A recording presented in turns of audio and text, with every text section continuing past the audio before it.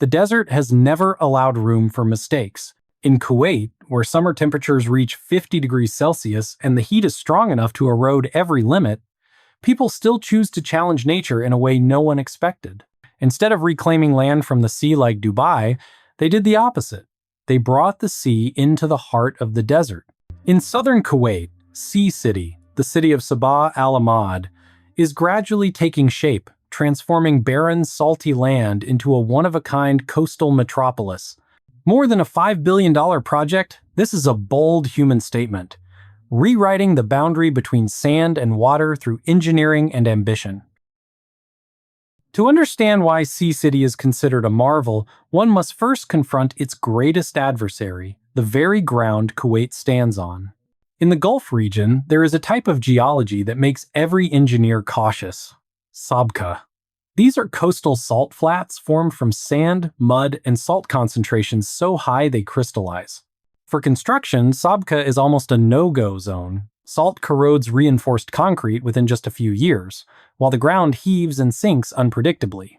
Too weak for building, yet unusable for agriculture. Meanwhile, Kuwait is being pushed into a corner. Despite being an oil giant, with reserves ranking 6th in the world, more than 70% of its territory is arid desert, frequently battered by dust storms. Livable land is shrinking, while 160 kilometers of natural coastline has almost entirely been taken up by older cities and industrial zones. To develop tourism, high-end real estate, and reduce dependence on black gold, Kuwait had no choice but to find new space. But where can you build when the land is unstable and the sea is already full?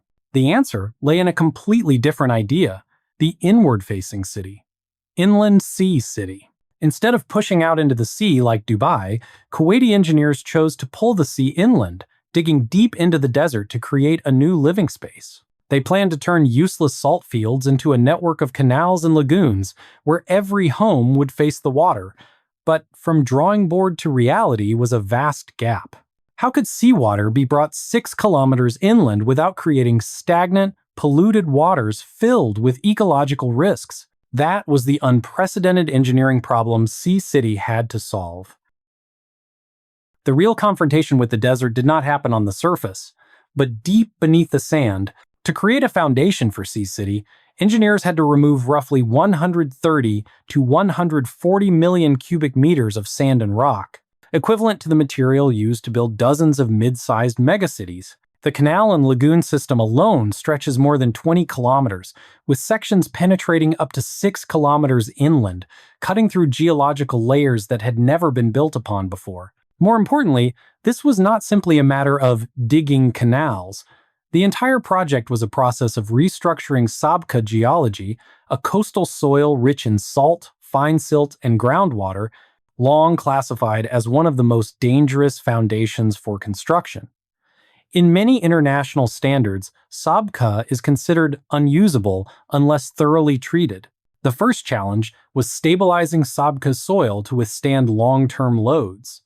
The chosen solution was dynamic compaction, but on a scale far beyond convention. This technique relies on transmitting kinetic energy deep into the ground, forcing soil particles to rearrange into a denser structure. Hundreds of heavy cranes operated continuously, using steel weights weighing from 10 to 20 tons, lifted to heights of 10 to 15 meters, and then dropped freely. Each point on the site was compacted 10 to 20 times, following a pre-calculated grid to ensure energy spread evenly into soil layers 8 to 12 meters deep. This process expelled water and air from soil voids, increasing ground density by roughly 30 to 40%, while dramatically reducing residual settlement, the most dangerous factor for waterfront residential structures. After compaction, the area was covered with reinforced materials and tested using artificial seismic methods to measure wave transmission, confirming the foundation met long-term safety standards. After stabilizing the ground, the next challenge was even more complex: keeping the water alive. With canal systems stretching for kilometers, without natural circulation, the water would quickly lose oxygen, accumulate algae, and become polluted. Instead of relying on energy-intensive mechanical pumps with high maintenance costs, Sea City was designed around a passive tidal gate system. Steel gates weighing between 8 and 12 tons were precisely calculated to open and close based on the natural tidal difference of the Persian Gulf, averaging about 2 to 3 meters per cycle. When the tide rises, oxygen-rich seawater is drawn deep into the canals and lagoons.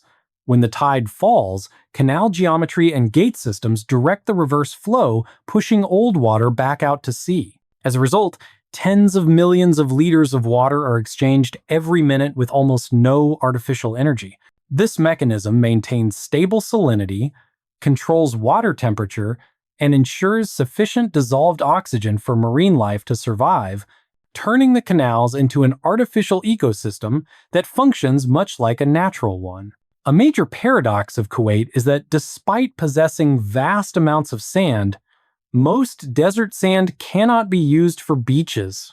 After millions of years of wind erosion, the grains become too fine and round, preventing good bonding and making them easily washed away by waves.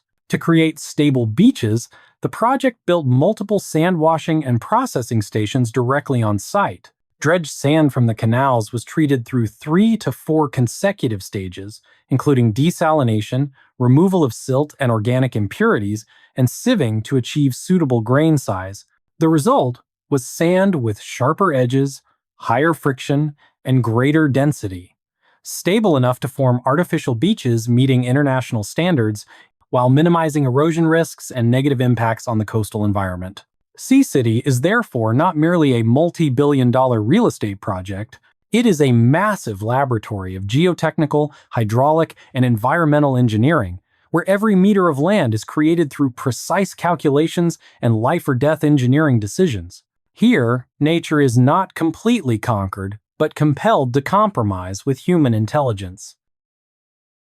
In the minds of many people, mega construction projects often mean that nature must be sacrificed. But Sea City takes a different path. This place is not only a waterfront urban area for the upper class, but also a large-scale ecological experiment where engineering and the environment are forced to coexist. Before the project began, this Sabka area was almost a dead land. High salinity, extreme temperatures, and stagnant water made ecosystems nearly impossible to develop. Initial biological surveys showed that only about 140 species could survive under these harsh conditions, mainly microorganisms and a few highly salt-tolerant species. The transformation began when seawater was introduced and kept in constant circulation. Thanks to the canal network and artificial tidal flow, the aquatic environment gradually became more stable in salinity, temperature, and dissolved oxygen levels. This opened the door to the emergence of more complex biological chains. After only a few years, the number of recorded species surpassed 1,000, including fish, mollusks, crustaceans, and many coastal bird species. One of the key solutions was the redesign of the breakwaters. Instead of smooth concrete blocks with little biological value, Sea City used hexagonal concrete modules with rough surfaces and multiple cavities. These structures function like artificial coral reefs, providing attachment points for algae, microorganisms, and plankton. From there, small fish arrived, followed by larger species, forming a natural food chain. Even more remarkable was the appearance of artificial mangrove forests along the canals. Tens of thousands of mangrove trees and salt-tolerant plants were deliberately planted in calm water areas. Their dense root systems not only help stabilize canal banks and reduce erosion, but also act as natural biological filters, absorbing pollutants and improving water quality. These mangrove forests quickly became biological nurseries, where juvenile fish, shrimp, and many marine species found safe shelter. At the same time, they absorb a significant amount of carbon, helping reduce the overall carbon footprint of the entire urban area.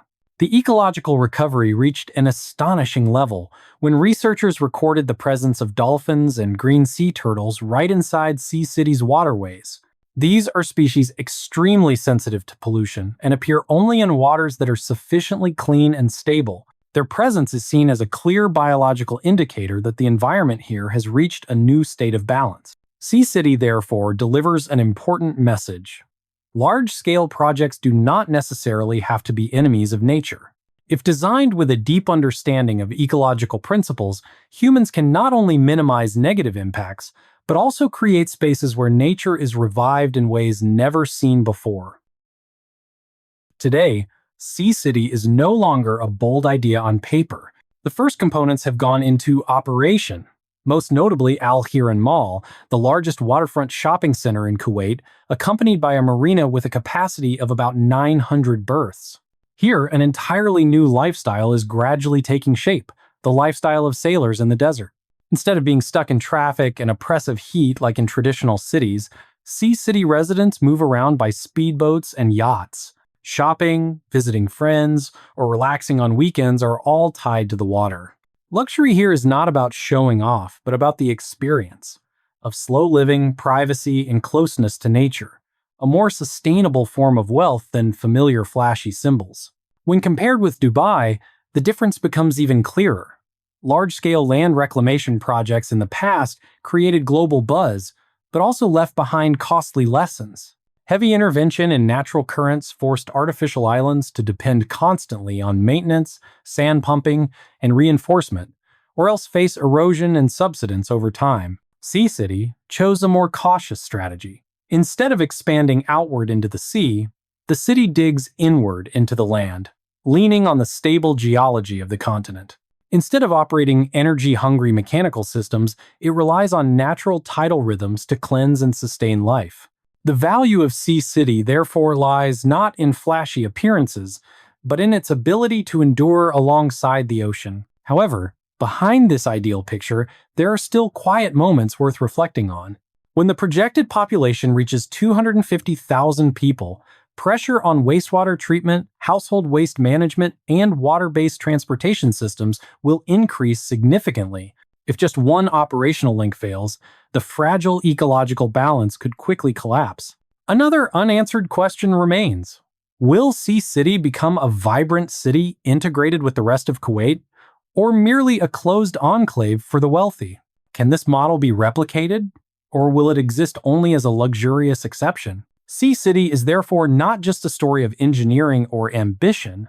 It is a long-term test of human development thinking in the 21st century, where success is not measured by construction speed, but by the ability to stand firm after the initial spotlight fades. Sea City is not just a luxury real estate project. It is a powerful message from Kuwait to the world. It proves that, in an era of climate change and resource depletion, humans do not necessarily have to fight against nature to survive. When we stop confronting and begin to understand the language of tides, of Sabkha geology, and of mangrove seedlings, we can create the unimaginable. A city that goes against the crowd, choosing a more difficult but more sustainable path to redefine what a modern oasis can be. This engineering miracle reminds us that the only limit we truly have is our imagination. And you? What do you think about this city? If you could choose a place to settle in the future, would you pick a sea-reclaimed artificial island in the middle of the ocean in Dubai? Or a villa deep in the desert yet filled with the breath of the sea like Sea City? Leave your thoughts in the comments below. We would love to discuss them with you. Do not forget to subscribe and turn on notifications so you do not miss future journeys exploring mega structures that are reshaping the planet on our channel. Thank you for staying with us. See you again in the next Wonders.